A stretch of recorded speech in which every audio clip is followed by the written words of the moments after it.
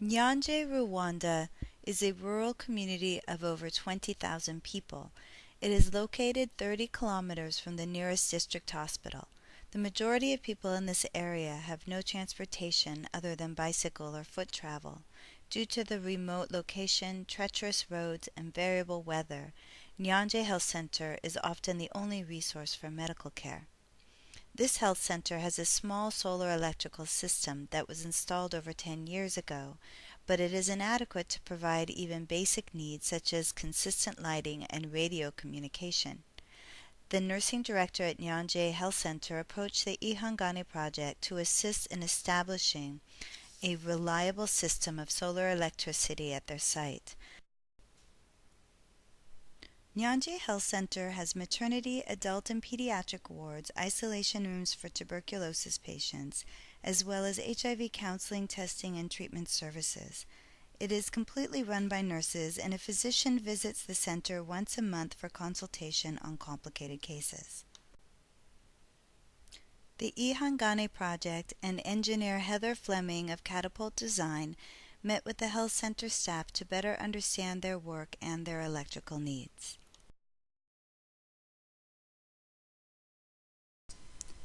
The laboratory technician makes the best with the equipment she has.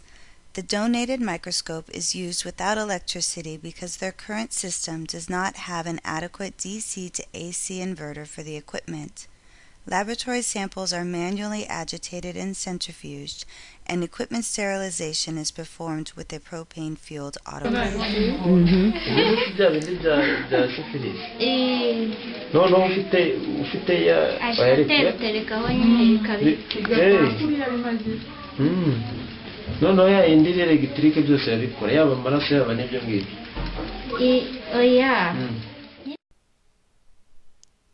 With information gathered from our needs assessment, we have obtained bids from various solar vendors.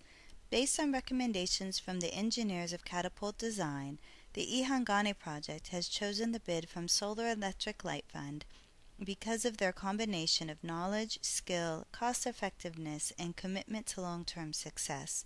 Solar Electric Light Fund will work with the staff at Nyanje Health Center to ensure that knowledge is transferred to those who will be responsible for the long-term care and maintenance of the systems. Imagine trying to deliver a newborn baby in the dark or in the fumes of a gas generator. This is the reality for most rural health centers in developing countries. Nyanje Health Center delivers between 25 to 50 babies each month.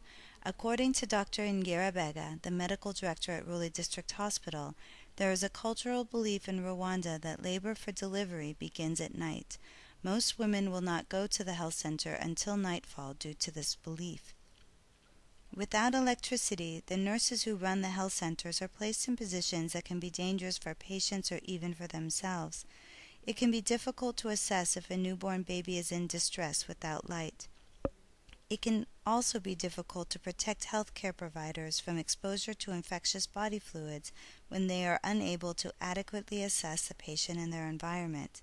Sadly, many women and infants have died simply because the health center could not radio the hospital for an ambulance when the electricity had failed.